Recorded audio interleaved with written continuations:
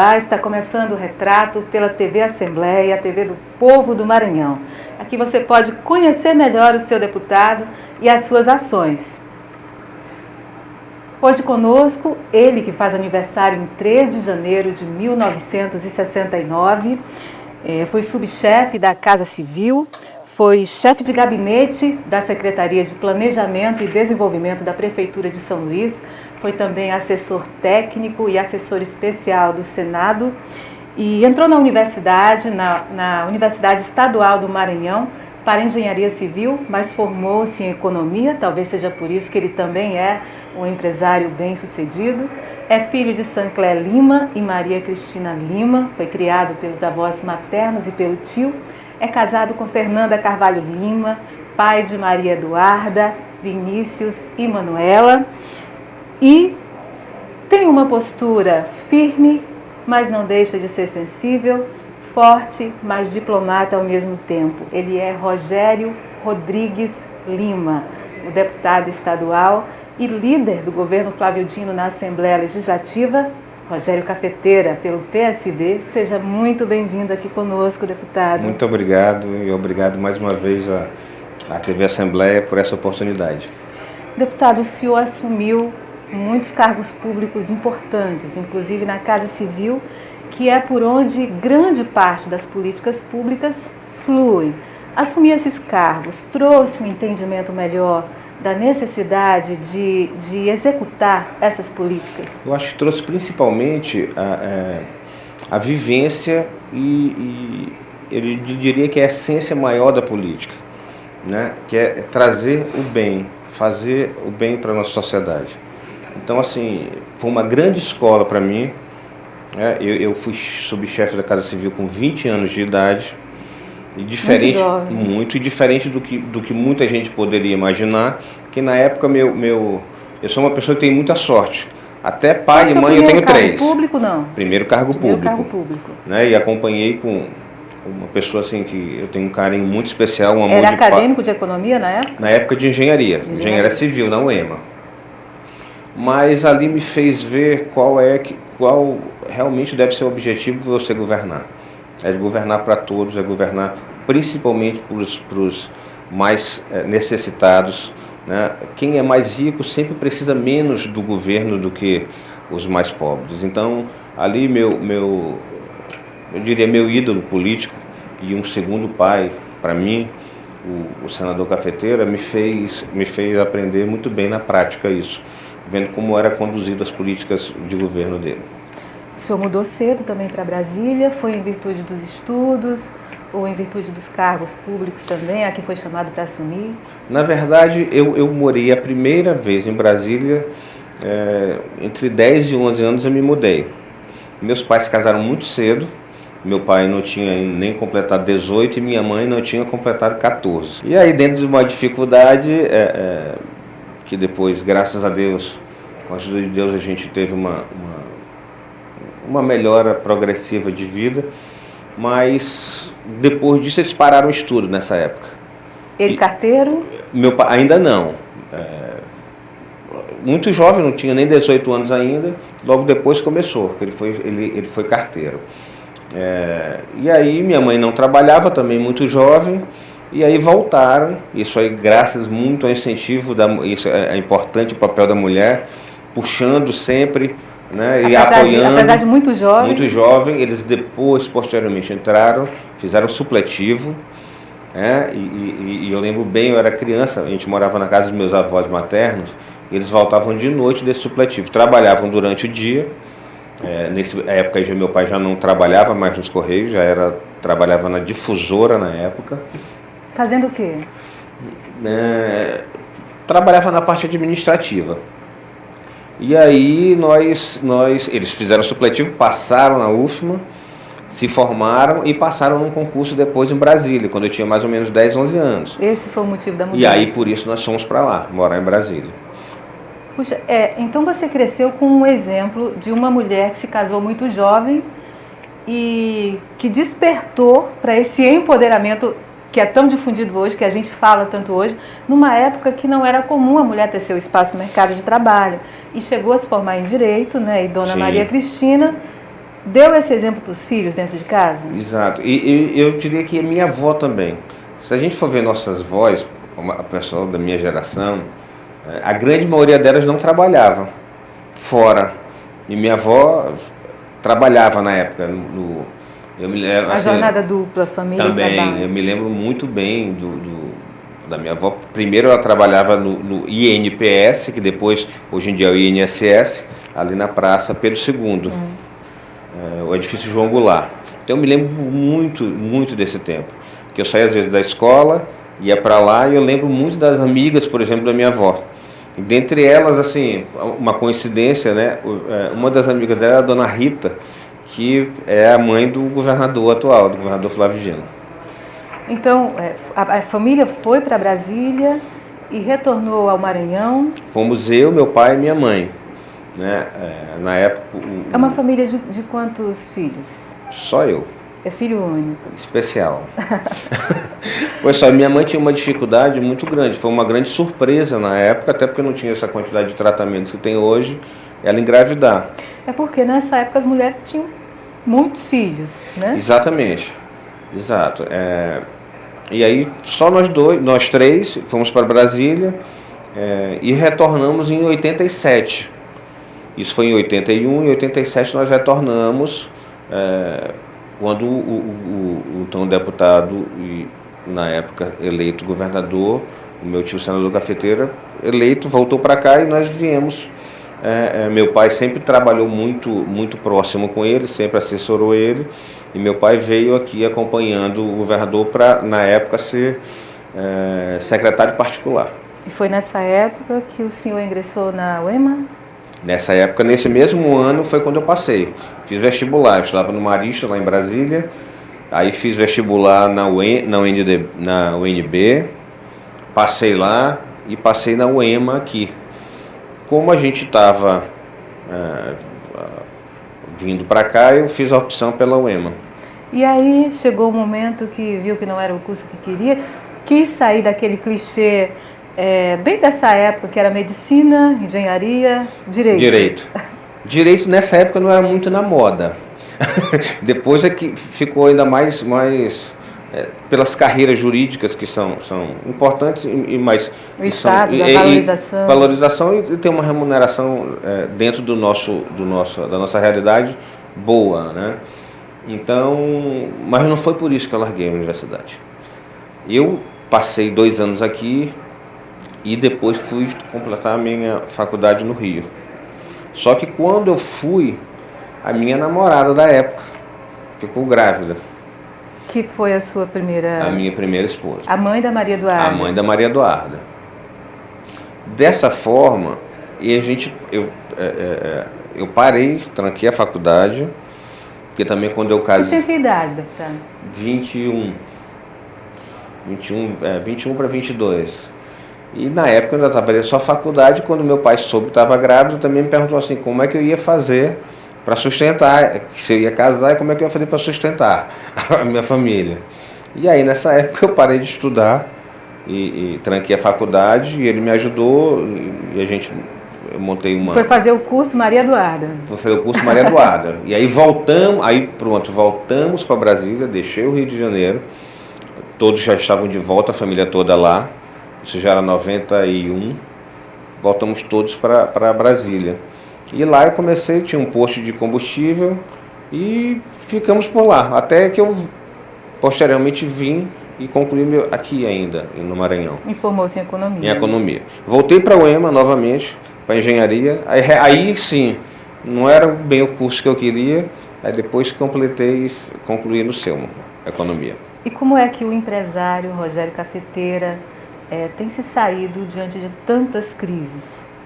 Qual é a receita que outros empresários também possam se espelhar? Olha, eu acho às vezes um pouco difícil você conciliar, principalmente qual era o meu negócio, era terceirização e aluguel de veículos. E na época eu trabalhei para a prefeitura, trabalhei para o governo do estado. No momento em que eu me elegi deputado, eu tinha um dos contratos que eu tinha era com a Casa Civil. E eu achei por bem pedir o encerramento dele. E eu vou lhe dizer por quê. Por uma questão ética? Talvez de preservação, porque infelizmente na nossa cultura poderiam dizer que, por exemplo, aquele contrato, quando dissesse que o deputado Rogério Cafeteira locava os carros para a Casa Civil do Governo do Estado, se criaria pelo menos uma impressão de que foi uma coisa arrumada politicamente. E não foi. Inclusive porque vinha do governo anterior, a licitação que eu ganhei. E aí eu achei por bem melhor suspender a minha empresa, até porque minha esposa era sócia. Você se tornou um empresário privado comum? E aí como parei de trabalhar para o governo, não trabalhei mais para o governo e mudei também. Hoje a gente tem tem barbearia, tem outras áreas de atuação que não vincule uma prestação de serviço, nenhuma crítica a quem faz. Eu só fiz porque para eu ser deputado eu tenho que me afastar da empresa. Quem assumiu foi minha esposa. Então, para preservar minha família, eu preferi que a gente não tivesse mais nenhum contrato com o Estado nem com o município. E aí se envolveu mais com política do que com as empresas?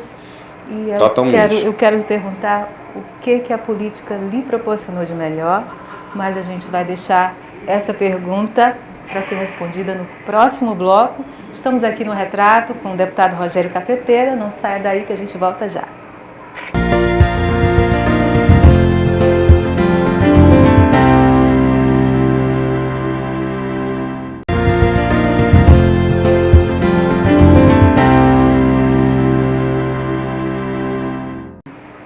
Estamos de volta com o Retrato pela TV Assembleia. Hoje aqui conosco o deputado Rogério Cafeteira, líder do governo na Assembleia Legislativa. E eu perguntava ao senhor, deputado, o que a política lhe trouxe de melhor? Eu acho que o que a política pode trazer de melhor é você ter a possibilidade de fazer o bem para quem precisa, né? Apesar de não ser exatamente o papel do legislador, na nossa realidade, os deputados, senadores, acabam tendo um certo papel de executivo, né? Onde você leva um benefício para determinado município, determinada comunidade. Então, onde até mesmo os prefeitos depositam esperança no seu deputado. Então tem essa parte. E tem a outra parte de você legislar políticas públicas, políticas financeiras e econômicas que de alguma maneira impactem na nossa sociedade, né? Você tem a possibilidade de apresentar projetos, propostas, também legislar na questão da educação, né? Que eu acho que é importantíssimo. Eu vejo a gente num momento que, apesar de todas as dificuldades que o país passa, o Maranhão, graças a Deus, tem mantido suas contas e tem feito um investimento na educação. Então eu acho que é muito importante para que a gente, próximas gerações, encontrem uma realidade melhor do que a nossa. Investimento a longo prazo. Sim. Seu tio, Epitácio Cafeteira, foi o grande mentor na política? Eu diria que ele é mais. Ele era eu era criança, ele era meu super-herói. Assim, ele era até a roupa que ele vestia, eu queria vestir. Então, naquela época, quando eu era criança, eu queria ser o que ele era. Acho que nunca vou conseguir alcançar meu sonho, né? Ele era um político diferente, especial. O que admirava mais? Era a forma, a personalidade, era o cargo que ele ocupava, era a atração pelo poder? Ele tinha uma imagem para mim de um segundo pai. Paternal. E muito presente, assim, eles não tinham filho, ele e minha tia, Isabel. Então eu era, de fato, outro filho para eles, um filho para eles. E eu vejo o senador Cafeteira, e aqui a gente não vai fazer um programa sobre ele, mas ele tem uma história de vida que quase ninguém conhece, mas muito bonita. Que se as pessoas conhecessem, talvez soubessem o motivo por que ele sempre, na época dele, é famoso o tratamento que ele dava aos professores. Isso tudo vem da infância dele. Porque ele sempre se preocupava no Natal, que vai ser uma distribuição de brinquedos.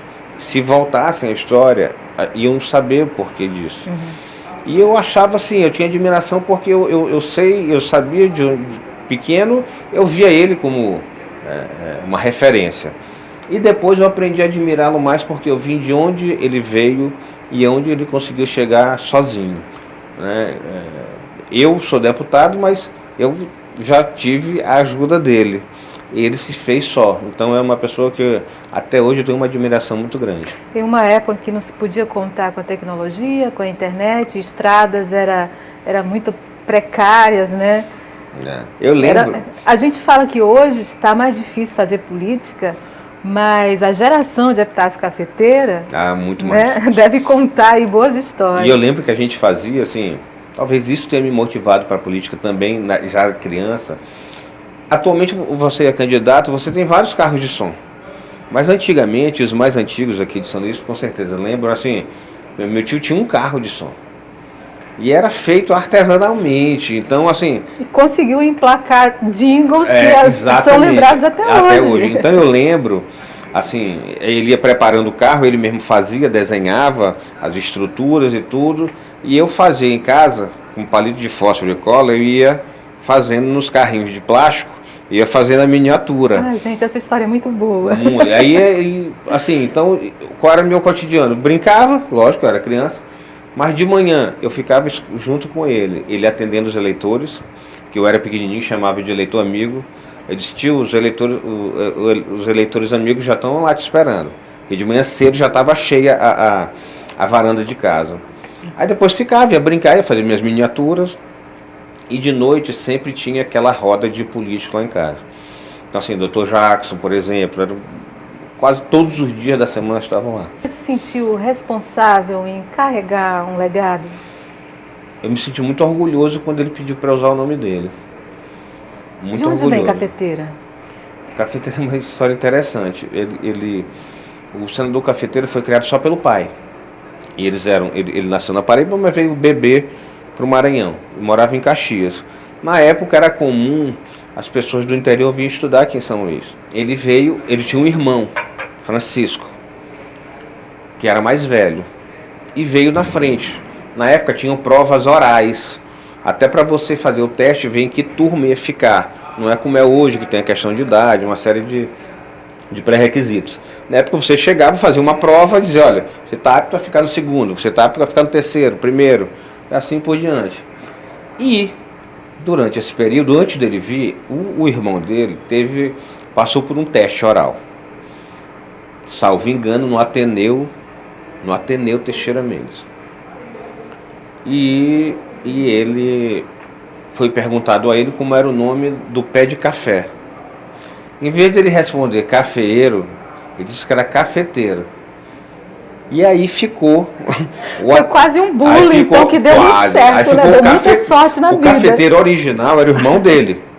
Quando ele chegou do interior, e aí o apelido do irmão já tinha ficado, ele era o Cafeteirinha.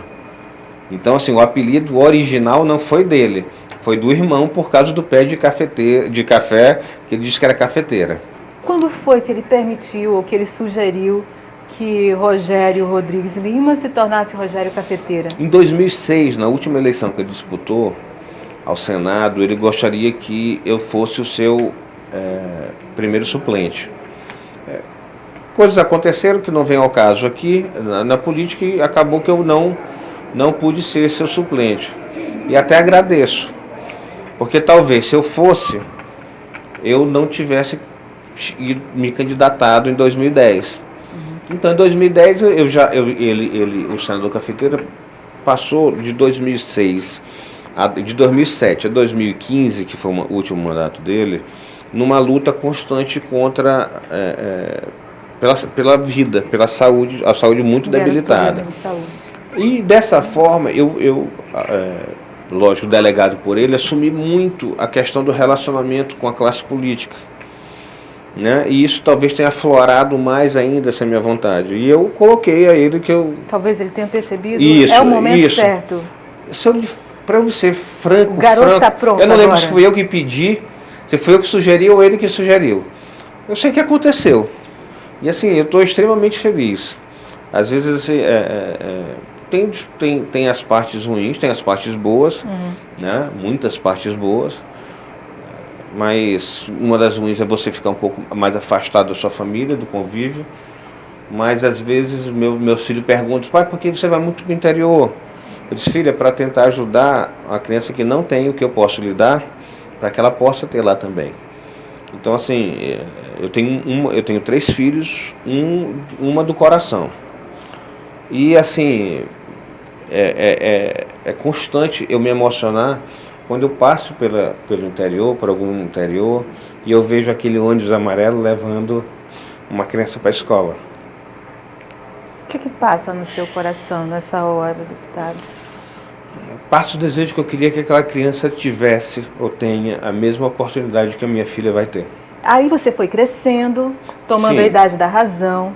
Dessa época, quais foram as lições que você recebeu do seu tio? Não, mas eu quero contar mais uma partezinha disso. Por favor. A campanha na época a gente montava tipo uma linha, assim, talvez eu quero enfatizar isso, que talvez seja um dos motivos de eu ter sempre ter tido esse desejo de ser político.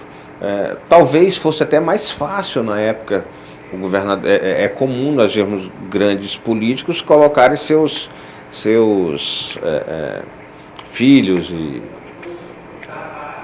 na política. Talvez fosse mais fácil eu ter com 20 anos ter sido eleito deputado, com 21. O governador Cafeteira saindo do governo, extremamente popular. Naquela época eu pedia, mas nós nunca tivemos isso na nossa família. Assim, nunca teve ninguém com a vontade, e nem o senador Cafeteira teve a vontade também de inventar ninguém. Foi também vereador, mas não por invenção. Meu avô materno foi também vereador aqui, depois foi conselheiro de tribunal. De políticos, né? Conselheiro de tribunal. Mas a gente montava tipo uma linha de produção. Como não tinha WhatsApp, não tinha e-mail, não tinha nada, não tinha internet. Então o que a gente usava? Carta, para se comunicar com o eleitor. Então assim, era a família, uns envelopavam, outros dobravam, outros selavam. Mala direta. Exato. Grande lembro, mala direta. A mala direta, exatamente. Então assim, era uma produção, E dava muito trabalho, gente. Dava muito trabalho. Muito trabalho. Era a família toda. Assim, era legal que mesmo quando a gente não estava aqui, às vezes em Brasília, a gente também fazia para o meu avô. Então de noite ele saía, a gente voltava da escola, os outros voltavam do trabalho, o resto da família, aí se reunia. Primos. Primo, tio, genros, todos, a família toda. Era muito, muito interessante. Diferente de outros deputados que nós temos aqui na casa, outros políticos, o senhor disse que não começou nos movimentos estudantis, mas passou pela gestão de Conceição Andrade. Sim. O que a gestão, o que os ideais, a forma de trabalhar impactou, formou na sua personalidade, na sua visão da política? Olha, eu trabalhei com a Conceição Andrade, na época o secretário era Sérgio Rodrigues, que era meu tio, é irmão da minha mãe. Um homem que já foi presidente do Banco do Estado, já foi superintendente do Banco do Brasil aqui no Espírito Santo, foi vice-presidente do Banco do Brasil, foi por 8 anos vice-presidente da Caixa Econômica. E assim, ele é de uma integridade fantástica. Então, também é outro exemplo que eu tenho como uma pessoa de bem, que exerceu vários cargos públicos, mas que hoje ele pode pegar e botar a cabeça dele no travesseiro e dormir tranquilo, porque nenhuma operação, nada que possa acontecer, não existe um processo, não existe um questionamento sobre a conduta dele. Então isso aí eu acho que mais forte do que ideais na política, para mim é a questão da retidão e do caráter das pessoas. Eu vejo coisas boas em várias ideologias. Eu não preciso, eu sou assim, eu não preciso me prender a uma ideologia para achar que só aquilo funciona. Eu acho que tem coisas que funcionam na esquerda, acho que tem coisas que funcionam aqui, entre aspas, na direita, né? Eu boto entre aspas a para direita. o bem de todos pode perfeitamente se ajustar. Pode perfeitamente. Eu digo entre aspas a direita, porque a nomenclatura é forte. Então, vamos dizer que não estão no campo da esquerda. Né? Você acha que a esquerda está na moda? Tem medo que se torne só um modismo? Eu acho que o politicamente está muito na moda e eu acho meio chato.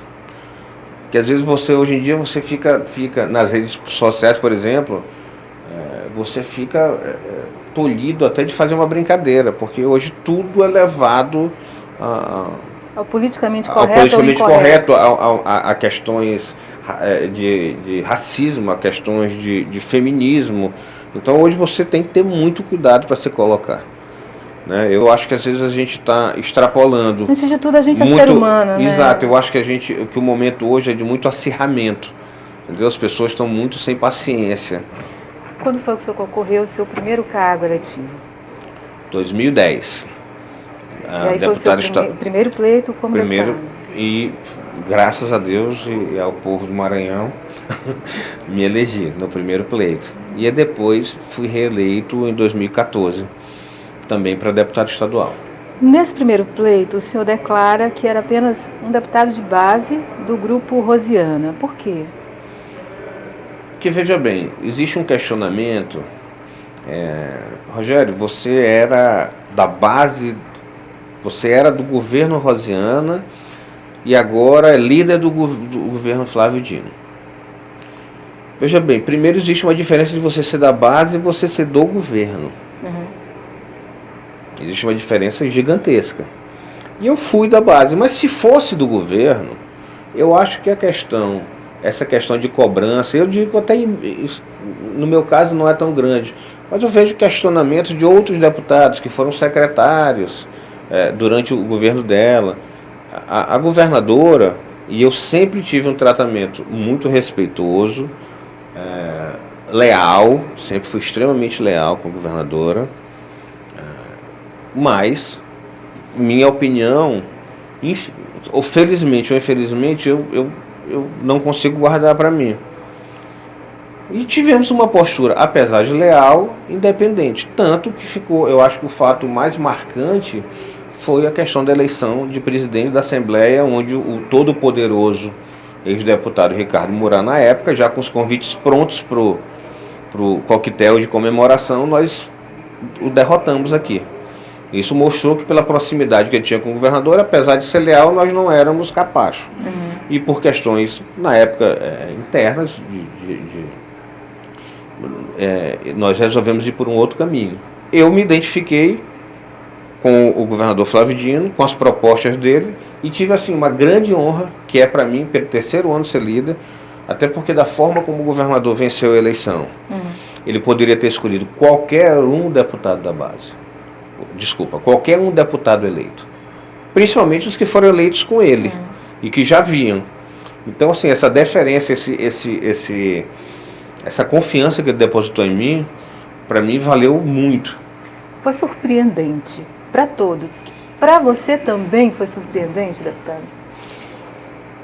Veja bem, durante a eleição, e eu, por uma questão de coerência, apesar de ver uma eleição já totalmente desenhada, com o final desenhado, eu não tive a postura, e aqui eu vou dizer, de mudar, de dar o meu apoio ao governador Flávio Dino, porque eu achei que seria incoerente eu ter passado, independente de eu ter sido satisfeito ou não com o governo anterior.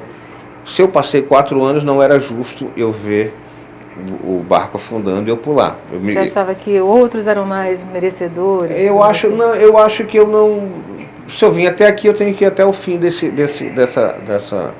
E depois disso, dessa história. E depois disso, depois da eleição, eu já sabia que o governador ia se eleger, aí eu iria tomava meu caminho. Mas eu não posso de negar que foi uma surpresa para mim, quando veio o convite. Né? A primeira sondagem, que veio de um amigo, um grande amigo que eu tenho, que é o secretário da Casa Civil, o deputado Marcelo Tavares.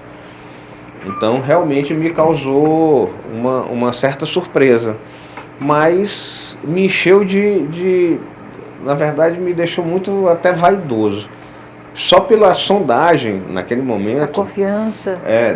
Da possibilidade, eu já fiquei extremamente envaidecido. E como é que está sendo ser líder pelo terceiro ano? Tem apagado muitos incêndios? Como é que tem discorrido as coisas na casa? Olha, ser líder no primeiro ano de governo geralmente é muito fácil. Com o passar do tempo, até pelos acirramentos, uma eleição se aproximando. Esse ano, especificamente, um ano pré-eleitoral? É o momento de mais acirramentos. Até eu não vou citar nome, mas existem deputados que, por exemplo, agora se posicionaram mais no segmento da oposição. Muitas vezes não é uma questão deles em relação ao governo, é uma questão em relação à realidade municipal. Em determinado município, ele é o ferrenho adversário de um aliado muito próximo do governo. Então, forçosamente, ele tem que se colocar na oposição. Questões eleitorais. Mas eu tento sempre manter assim, o melhor relacionamento possível com a oposição. Já tivemos tempos de debates mais acalorados, mas eu acho que não contribui esse tipo de debate. Fica feio para casa. Então eu tenho ido no meu limite para que a gente faça uma discussão num bom nível e o debate. Agora, eu diria que de modo geral não é difícil ser líder do governo, porque eu acho que a gente pode ver agora nas votações, a grande maioria das votações o governo teve unanimidade. Tá muito boa a nossa conversa, mas a gente precisa ir para o intervalo, é rápido, não sai daí, porque no próximo bloco nós vamos falar de sentimento, de infância, de família, de preferências, já já.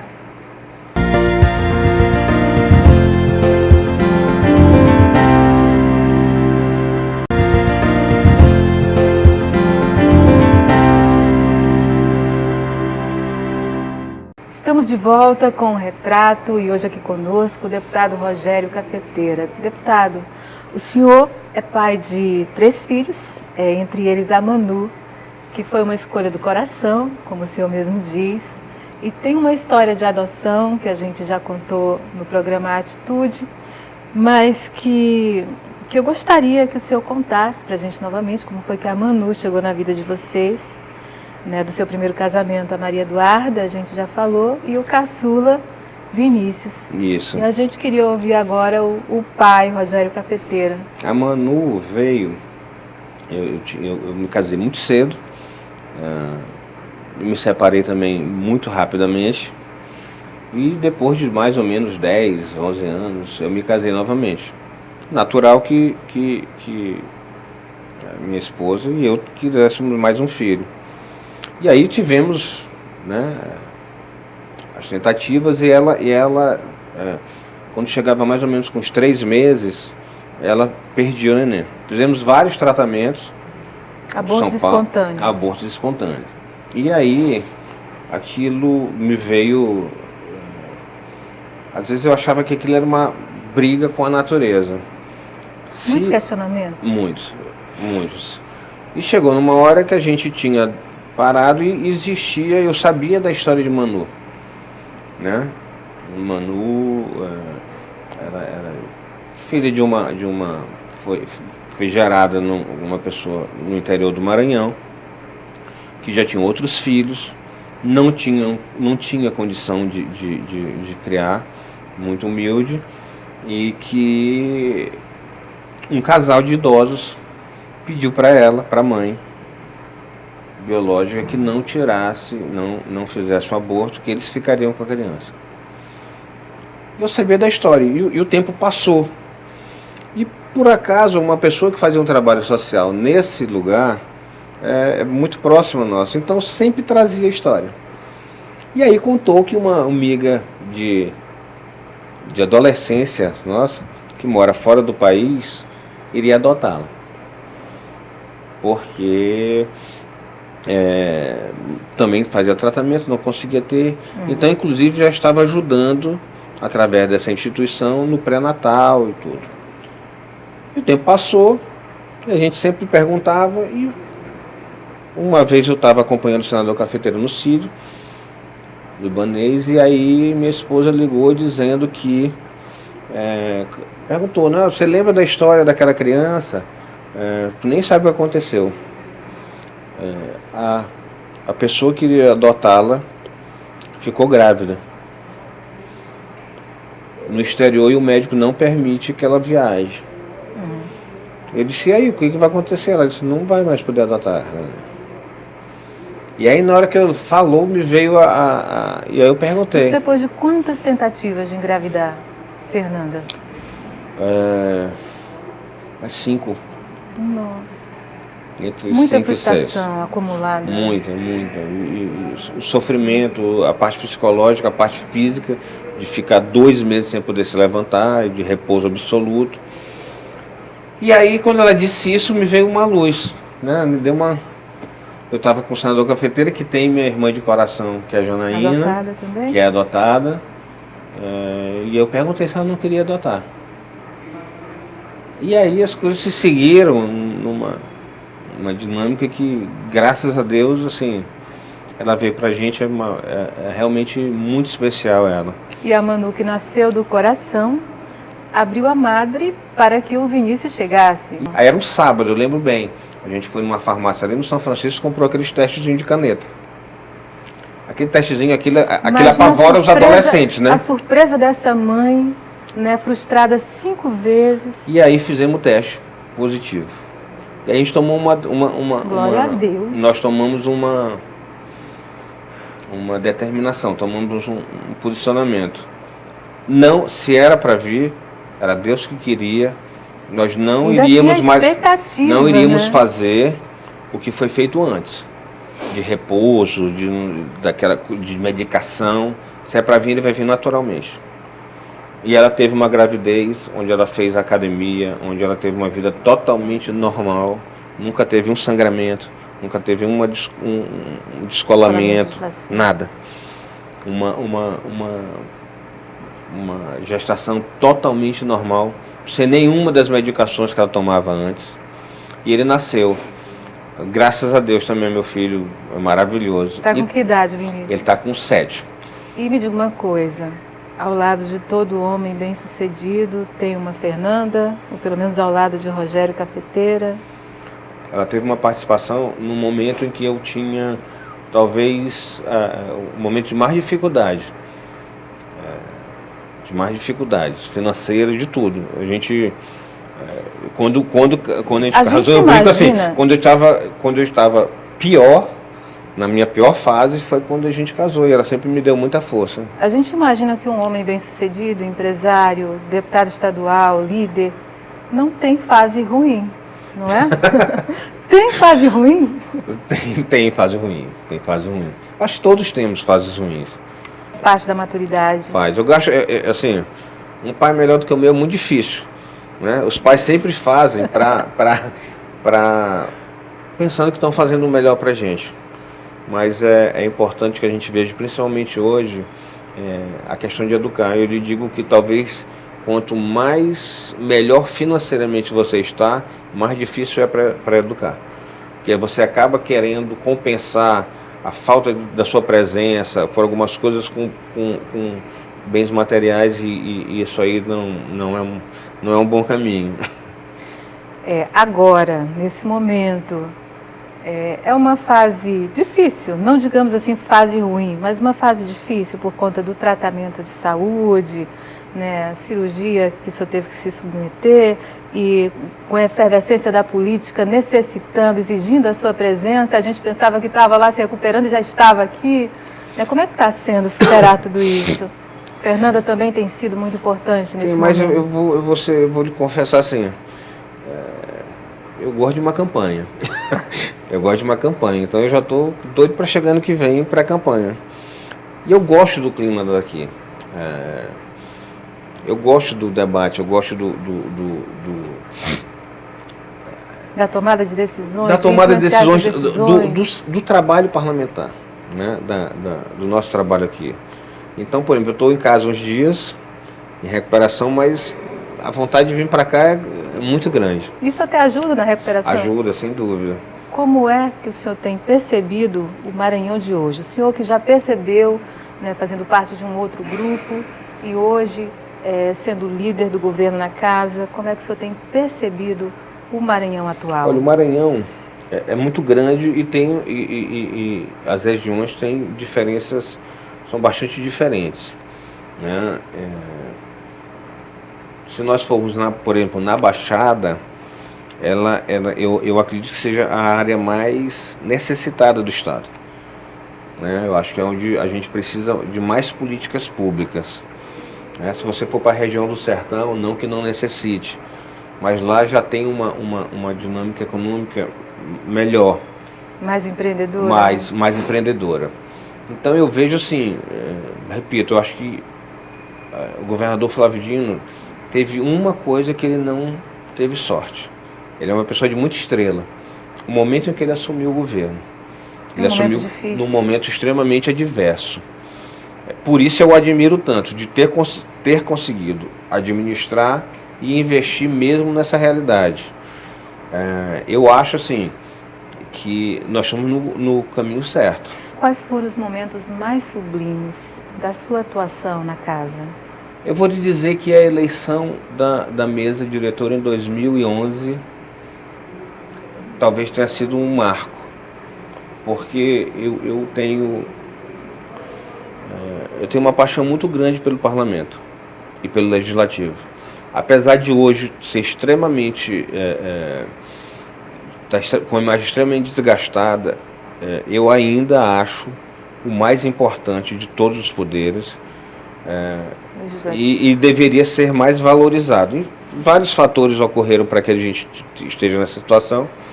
Muito culpa também dos próprios deputados e vereadores e senadores, mas eu acho que naquele momento foi simbólico para mostrar como deveria ser sempre o legislativo, independente. Então eu acho que foi emblemático aquele movimento e foi uma legislatura... Não apenas agindo pela conveniência... Sim, e foi uma legislatura onde se mostrou muito, eu vou dizer, mesmo fazendo parte da base, por exemplo, nós tínhamos uma independência e tinha nossas posições respeitadas. Então eu acho que foi um momento mais esse, e lhe digo, quando eu fui escolhido líder, pelas circunstâncias que rodearam esse acontecimento. Eu não era do grupo do governador, ele se elegeu com uma margem muito grande de votos, qualquer um, ele poderia ter escolhido qualquer um, e ter me escolhido também foi uma questão que me deixou muito envaidecido. Vamos arriscar aqui uma previsão do futuro. O que a gente pode esperar de Rogério Cafeteira?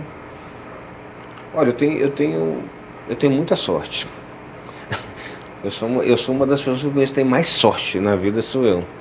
Eu teria um sonho. Se dissesse, Rogério, qual é o teu sonho da vida? Tu quer ganhar na Mega Sena acumulada? Eu digo, não quero. O sonho que eu tenho, talvez eu nunca alcance. Mas também não sou uma pessoa que fica encegueirado por uma determinada coisa. O meu sonho seria ser senador da República e ocupar o mesmo gabinete que meu tio foi.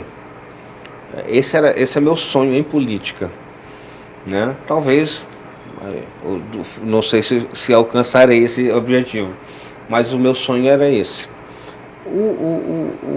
No mais, é eu poder contribuir com o meu Estado e principalmente ser respeitado, né? Eu acho que tudo parte do respeito. Eu respeito a oposição, eu respeito todo mundo. Eu só não respeito quem não tem posição. Se você tiver uma posição, para mim, eu já lhe respeito. Eu só não gosto de pessoas escorregadias. Não. Se adaptam ao recipiente. Exatamente. Querido, foi muito bom ter você aqui com a gente, muito edificante a nossa conversa. Obrigada por ter vindo, mesmo com dor de garganta, mesmo se recuperando aí, né, da saúde. E essas considerações finais, passa rápido o tempo. Eu que agradeço, a dor de garganta até passou, né? E eu estava com dificuldade, tinha até ligado antes que eu disse que eu não estava conseguindo falar em casa, mas a conversa foi tão boa e agradável que a dor na garganta passou. Eu só tenho a agradecer e aqui eu queria parabenizar vocês pelo programa. Eu acho que é importante esse tipo de programa, não apenas a questão política, a questão mais técnica da casa, do funcionamento, para que as pessoas tenham a oportunidade de conhecer os deputados mais, não diria a fundo, mas conhecer melhor a história de vida de cada um e poder, às vezes, até avaliar melhor a imagem que tem. E que são acessíveis, muitas vezes não, por conta da própria agenda parlamentar, Sim. Né, deputado? Então, independente do nosso trabalho aqui dentro, é importante que a gente veja também a pessoa, né? A família, a vida de cada um.